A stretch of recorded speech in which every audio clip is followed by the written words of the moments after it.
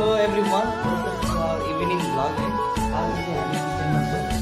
हाम्रो किचनमा चाहिँ 100जना सेफहरू हुनुहुन्छ। सेफदेखि लिएर हेड सेफदेखि लिएर असिस्टेन्ट सेफदेखि लिएर सबैजना। हाम्रो चाहिँ आज किचन स्पेसल भनेको मोमो स्पेसल है। कस्तो मोमो भन्दैछ एक्जिक्युटिभ सेफ र नगर भनेर सिनियर एक्जिक्युटिभ सेफमा है खुसी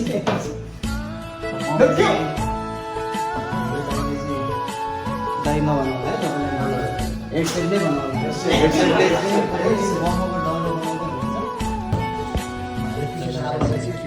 एकदम यम्मी यम्मी किमा चाहिँ रोटीभित्र हालेर डल्लो यस्तो मजा आएको छ सेप।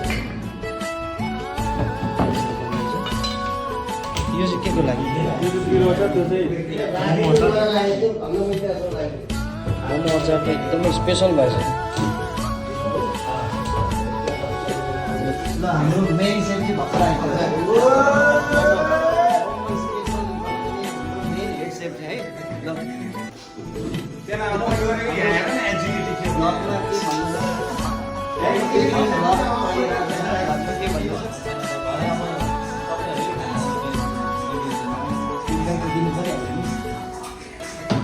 मोमो चाहिँ लाएर सेप एन्ड साइजको मोमोहरू बनिरहेको छ।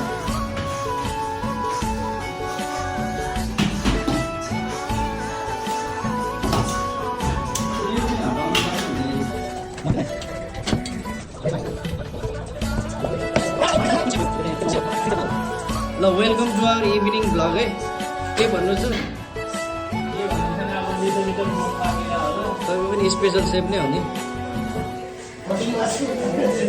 मोमो स्टिम हुन बाँकी छ।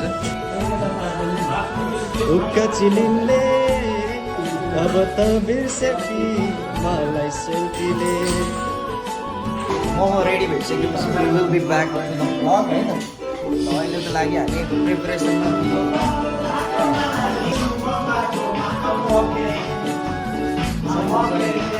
अन्डर स्टोभ भइरहेको छ। बाहिर गडाइ गुडुङ भए पनि भित्र चाहिँ रमाइलो छ।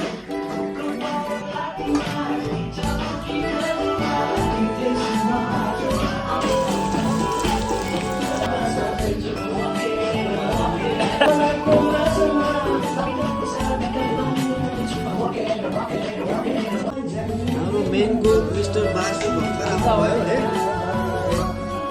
मेन कुक भएर पनि मोमोको डल्लो बनाउनु हुन्छ बासु सरले। हाम्रो डिजे मास्टर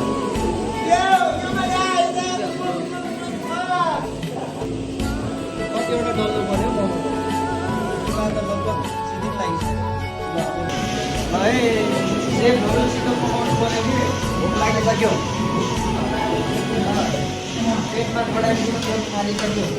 दाजु डल्लो बनाउनु पऱ्यो। स्पेसल मोमो बनाउनु चाहिँ कहाँ सिकेको विनोद भाइ तिमीले? यस्तो कला चाहिँ हामीलाई पनि सिकाउनु पऱ्यो कि। एकदमै काम लाग्ने चिज हो नि त। मोमो भनेको त स्पेसल हो। नेपालमा स्पेसल, नेपाल लगायत सारा संसारभरि नै स्पेसल भइसक्यो होइन।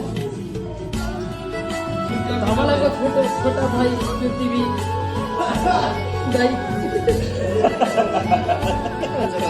राजनीति छोडिहाल्यो। तिमीलाई राजनीति लाग्यो। अब जनता जान्न चाहन्छन् होइन, विश्व जान्न चाहन्छन् यहाँ। विश्व विश्व जान्न चाहन्छन् यहाँ। भोलि बहुमत कसको आउँछ? ऋषि धमलाको। भनेपछि ऋषि धमलाको जुन खाएको रहेछ भन्ने कुरा एउटा प्रमाणित भयो। अरू आएर के गर्छ थाहा न। धमला यहाँ मोमो त बनाइदियो प्लिज। अमलाले नबनाए पनि धमलाको भाइ अमलाले बनाइरहेको छ त बासु। बासे अमला भिडियो बनाएर होइन। तपाईँलाई के भन्नु छ चुनावको विषयमा? कसको बहुमत आउँछ जस्तो लाग्छ? कसले चाहिँ अब देश हाँकेको हेर्न चाहनुहुन्छ तपाईँ?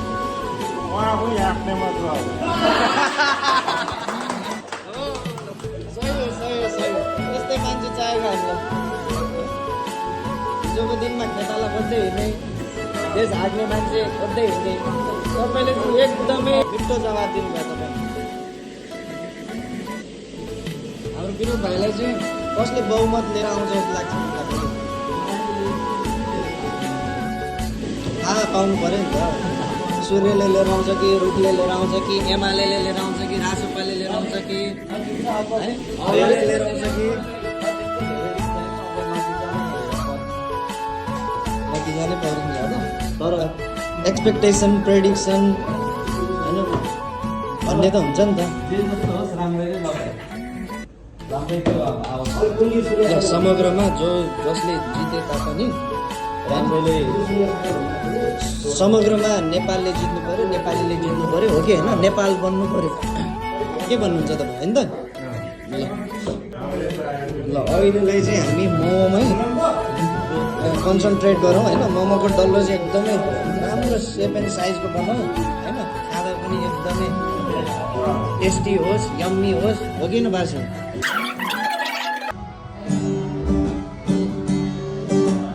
देउरालीको बर्फीमा सँगै कसम खाउला, बेहुली बनी बस्नु तिमी जति लिएर आउला।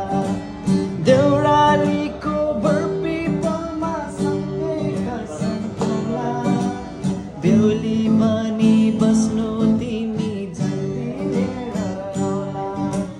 शिरमा दिनु शिरबन्दी हातमा सुनको बाला, तिम्रै लागि सासेको छु स्वयंवरको माला। जोबन गए निर्माया निर्माया, आउँदैन है फेरि फर्केर। जोबन गए निर्माया निर्माया, आउँदैन है फेरि फर्केर।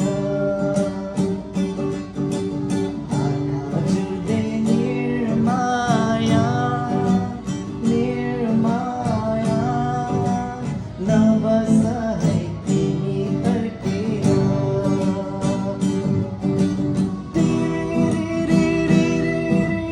मुरालीको धुन, मुरालीको धुन, तिमी मेरो निर्माया निर्माया, सललला नम्बरी सुन, सललला नम्बरी सुन।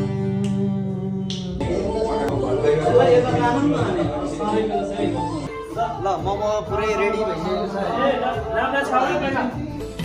मोमो टेस्ट गर्न रिभ्यू दिन गइरहेको छ है त। है त केटाहरू?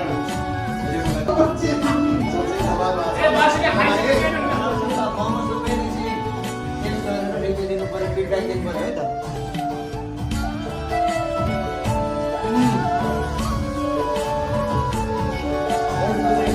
स्वादिष्ट मोमो मान्छे तिनजने सबैलाई धेरै धेरै धन्यवाद। मिठो मोमो बनाएर खुवाउनु भएकोमा।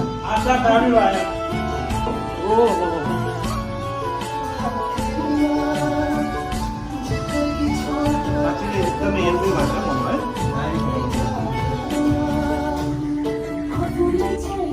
विनोद भाइ तिमी त एकदम टेस्टी मोमो बनाउँदो रहेछौ त यार। भोलि पर्सि भविष्यमा हुने बुहारी नानीलाई चाहिँ एकदम सुगाउनु पर्यो।